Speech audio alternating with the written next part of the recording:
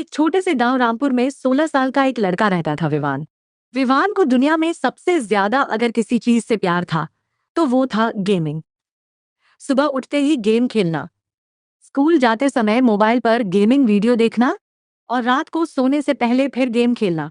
Mobile games, racing games, battle games, strategy games. Vivaan हर game में कमाल था, लेकिन स्कूल में वो बहुत कमजोर था। मैथ में फेल, साइंस में फेल, होमवर्क कभी पूरा नहीं। टीचर हमेशा डांटते रहते थे। उसके क्लासमेट्स रोज उसका मजाक उड़ाते थे। अरे गेमर आ गया, लास्ट बेंच का राजा, जिंदगी में कुछ नहीं कर पाएगा ये। विवान ऊपर से मुस्कुराने की कोशिश करता, लेकिन अंदर ही अंदर उसे बहुत दुख होता था। वो हमेशा क्लास की आखिरी बेंच पर अकेला बैठता था। धीरे धीरे पूरा स्कूल उसे एक ही नाम से बुलाने लगा, the last bench gamer. Vivaan के पिता महेश एक छोटे से गैराज में मैकेनिक का काम करते थे। वो दिन रात मेहनत करते और सपना देखते कि उनका बेटा बड़ा होकर इंजीनियर बने। लेकिन हर बार जब स्कूल से विवान की शिकायत आती, उनका दिल थोड़ा और टूट जाता। एक दिन वार्षिक परीक्षा के रिजल्ट आए। विवान फिर फेल हो गया। महेश गुस्से और निराशा में घर लौटे। क्या गेम खेलकर तू अपना भविष्य बनाएगा? उन्होंने चिल्लाते हुए कहा। पूरी जिंदगी बर्बाद कर रहा है। विवान चुप रहा। उस रात उसकी माँ धीरे से उसके पास आकर बैठी और बोली, तुम्हारे पापा तुमसे नाराज नहीं है बेटा, उन्हें बस तुम्हारे भविष्य की चिंता है। उस रात विवान अपने कमरे में अकेला बैठा था। मोबाइल में गेम चल रहा था, लेकिन उसकी आंखों में आंसू थे। उसने धीरे से कहा, काश कोई समझ पाता कि गेमिंग सिर्फ खेल नहीं है। असल में गेमिंग से विवान ने बहुत कुछ सीखा था। उसने यूट्यूब से खुद ही कोडिंग सीख ली थी। सिमुलेटर गेम्स खेलकर ड्रोन कंट्रोल करना सीख लिया था। यहाँ तक कि कंप्यूटर रिपेयर और टेक्नोलॉजी की बेसिक चीजें भी ऑनलाइन सीख चुका था। गेम्स ने उसके दिमाग को तेज सोचना, जल्दी फैसले लेना और मुश्किल हालात में शांत रहना सिखाया था। लेकिन ये बात किसी को नहीं पता थी।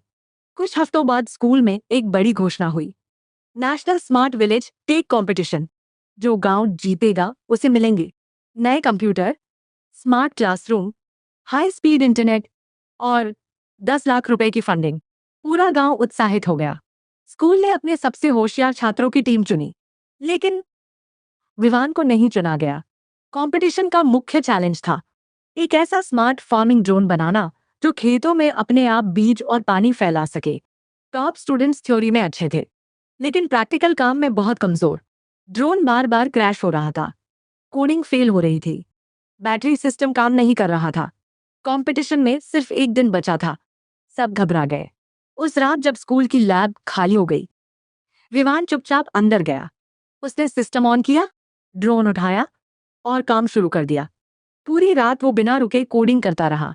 बार बार ड्रोन टेस्ट किया, कंट्रोल्स बेहतर किए, नेविगेशन सिस्टम ऑप्टिमाइज किया, सॉफ्टवेयर की गलतियां ठीक की। उसकी गेमिंग रिफ्लेक्स और स्ट्रैटेजी स्किल्स हर समस्या हल करने में काम आई। सुबह तक ड्रोन बिल्कुल परफेक्ट उड़ रहा था। अगले दिन कंपटीशन में सब हैरान रह गए। ड्रोन अब बहुत स्मूथ और शानदार तरीके से काम कर रहा था। जज भी प्रभावित हो गए। एक टीचर ने पूछा, ये सिस्टम किसने ठीक किया? एक छात्र ने धीरे से विवान की तरफ इशारा किया। सर, शायद विवान ने। पूरा हॉल चुप हो गया। विवान, वो लास्ट बेंच गेमर। अब फाइनल राउंड शुरू हुआ। सैकड़ों लोग ऑडियंस में बैठे थे। कैमरे लाइव रिकॉर्डिंग कर रहे थे। ड्रोन को एक कठिन फार्मिंग सिमुलेशन पूरा करना था। शुरुआत में सब सही चल रहा था, लेकिन अचानक तेज मौसम की वजह से ड्रोन का कंट्रोल बिगड़ने लगा। ड्रोन जोर जोर से हिलने लगा। टीम घबरा गई। जज निराश दिखने लगे। तभी विवान आगे आया और बोला, सर मुझे एक मौका दीजिए। पूरा हॉल शांत हो गया। प्रिंसिपल कुछ पल रुके, फिर उन्होंने सिर हिलाकर अनुमति दे दी। विवान ने कंट्रोल पकड़ लिया।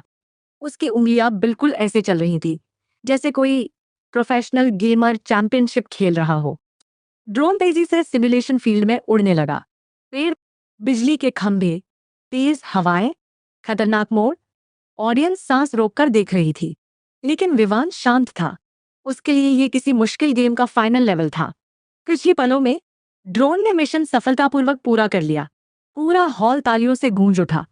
लोग खड़े होकर चीयर करने लगे। रामपुर गांव कंपटीशन जीत चुका था। रिपोर्टर्स तुरंत विवान के पास दौड़े। एक रिपोर्टर ने पूछा, तुमने ये सब कहाँ सीखा? विवान मुस्कुराया और भावुक होकर बोला, गेम्स से। पूरा हॉल फिर शांत हो गया।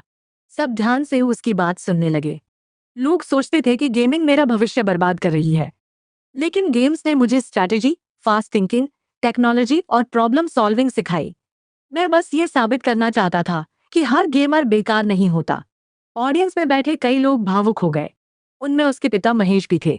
उनकी आंखों में आंसू भर आए। धीरे धीरे वो स्टेज पर आए और पहली बार अपने बेटे को कसकर गले लगा लिया। मुझे माफ कर दो बेटा, वो रोते हुए बोले। मैं तुम्हारी प्रतिभा समझ नहीं पाया। विवान की आंखों में भी आंसू थे।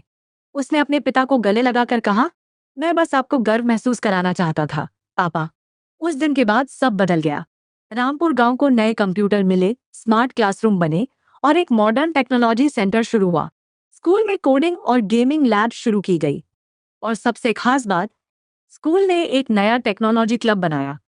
उस क्लब का टीचर था विवान, वही लड़का जो कभी आखिरी बेंच पर अकेला बैठता था, जिस पर सब हंसते थे।